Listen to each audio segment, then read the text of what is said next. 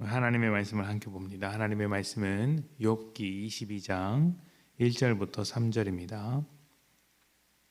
욥기 22장 1절부터 3절 제가 봉독하겠습니다. 대만 사람 엘리바스가 대답하여 이르되 사람이 어찌 하나님께 유익하게 하겠느냐? 지혜로운 자도 자기에게 유익할 따름이니라.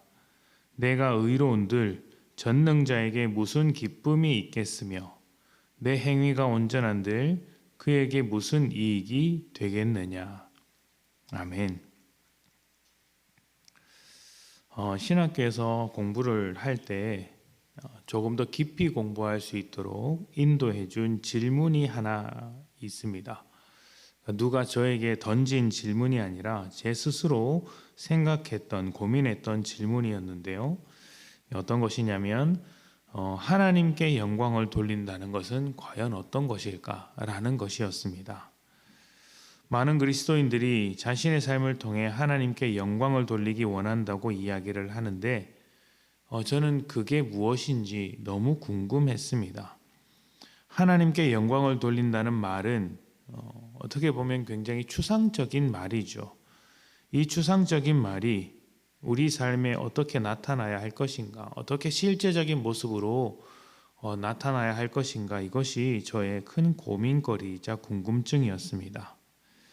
가만히 들어보면 어떤 사람은 교회 건물을 잘 짓거나 전도를 많이 하면 하나님께 영광을 돌리는 것이라고 이해하기도 합니다. 또 유명인들이 공식적인 자리에서 하나님께 영광을 돌린다라고 말을 하기도 합니다. 연말 시상식에서 이런 모습을 우리가 많이 볼 수 있습니다. 그런데 아무리 생각해도 저는 이런 것들이 하나님께 영광을 돌릴 수 있는 일이 아니다라는 생각을 하게 되었습니다. 왜냐하면 교회가 큰 건물을 가지고 있는 것은 그 자체로 좋은 것도 나쁜 것도 아니고 자랑도 또 실패도 아니죠.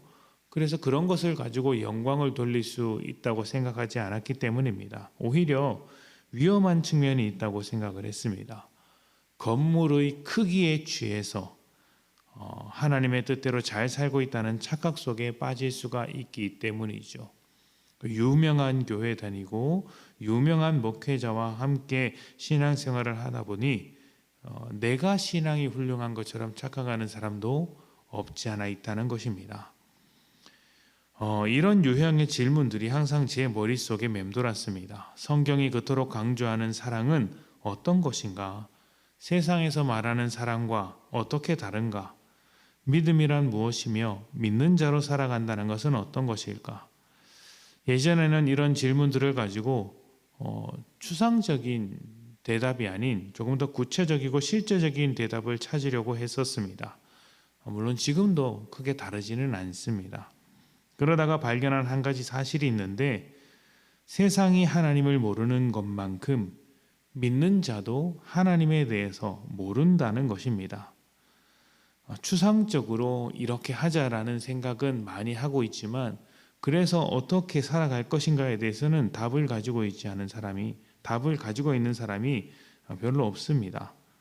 하나님께서 우리를 향해 가지신 뜻이나 성품, 하나님의 일하심과 하나님의 계획에 대해서 잘 아는 것 같지만 모르는 것이 훨씬 더 많습니다. 앞으로의 일을 알 수 없다, 이런 것이 아닙니다. 앞으로의 일을, 미래를 알 수 없다. 하나님께서 어떻게 일하실지 앞으로의 일을 우리가 알 수 없다, 이런 것이 아니라 지금까지 보여주신 하나님의 은혜, 또 말씀 속에서 자신을 계시하고 계신 하나님께서 우리에게 어떤 삶을 요구하고 계시는지를 전혀 이해하고 있지 못하다는 것이죠. 모르면 어떻게 될까요? 오해가 생깁니다. 자기 마음대로 생각하고 있지도 않은 일을 상상으로 만들어서 오해에 오해를 쌓습니다. 그리고 그 오해들로 얼마나 많은 갈등을 만들어내는지 모릅니다. 하나님에 대해서도 그렇습니다.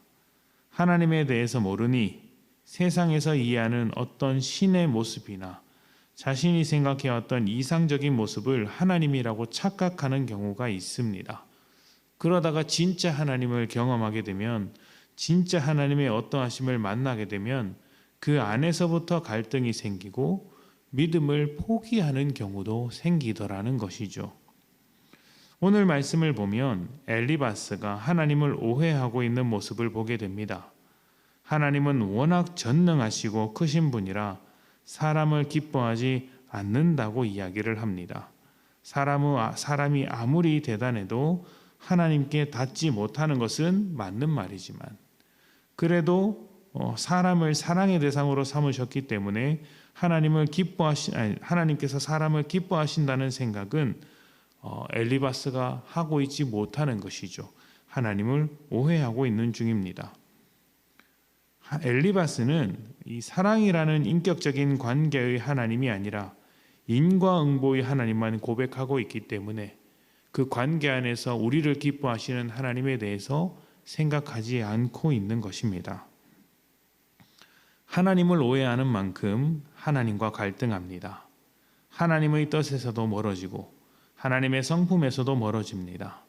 하나님을 납득할 수 없어서 억울하다고 항변하기도 합니다. 그러나 여러분, 하나님을 정말 깊이 이해할 수 있다면 하나님과의 갈등은 사라질 수 있습니다. 왜냐하면 하나님은 사랑이시고 너무 좋은 분이시며 사람을 위해 자신의 모든 것을 내어주어 헌신하시는 분이기 때문입니다. 전능하신 하나님께서 우리를 위해 일해 주시는데 어떻게 하나님과 갈등할 수 있겠습니까? 우리가 하나님을 모르는 것은 하나님의 말씀에 귀를 기울이기보다 내 마음과 생각을 따라가기 때문입니다. 말씀을 가까이 하시고 하나님께 묻는 습관을 가지십시오. 내 뜻과 욕망을 이루기 위해 하나님을 사용하지 마시고 하나님께서 지금 이 순간 원하시는 뜻대로 우리에게 원하시는 뜻대로 자신을 만들어 가셨으면 좋겠습니다. 그렇게 할 수 있다면 하나님과 더 가까워질 뿐만 아니라 하나님과의 갈등 없는 삶을 살아갈 수 있을 것이며 정말 우리의 삶을 통해 하나님께 영광을 올려드릴 수 있을 것입니다.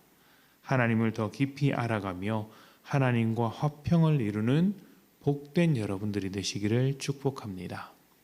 함께 기도하겠습니다.